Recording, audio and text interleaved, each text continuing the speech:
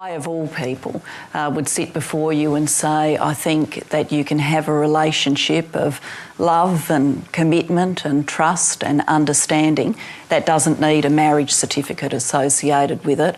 I've taken a particular view about it. You know, it's a view that some people might look at me and think, oh, it's an odd one for her to hold, but it is a view I hold, and I hold very deep. Will your colleagues begin to get desperate over time? What about Tony?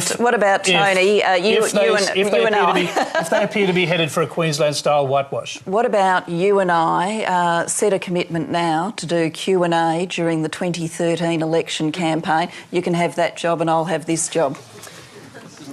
Okay. Got a question down the front here. We'll go. They're not trying to get rid of you next year, are they? Oh, sorry.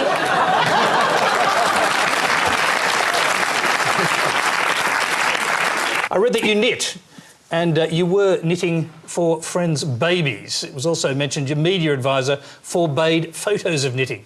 Why can't we see you doing ordinary things? Surely this will resonate with everyday Australians. Well, I'm not sure it would make the most fascinating TV, me knitting, you know, there's one row, oh, a few minutes later there's another. So I don't think, Tony, that's going to be a bestseller. I did talk about knitting in a recent newspaper interview, and there was a little discussion about whether or not a photo should be taken of the knitting, but it wasn't. Is it because they don't want people to see you with dangerous weapons in your hand? You're obviously not a man who wields knitting needles all that often, because I don't think you'd really describe them as a dangerous weapon. Well, certainly not the bamboo ones. I certainly wouldn't want one in my back.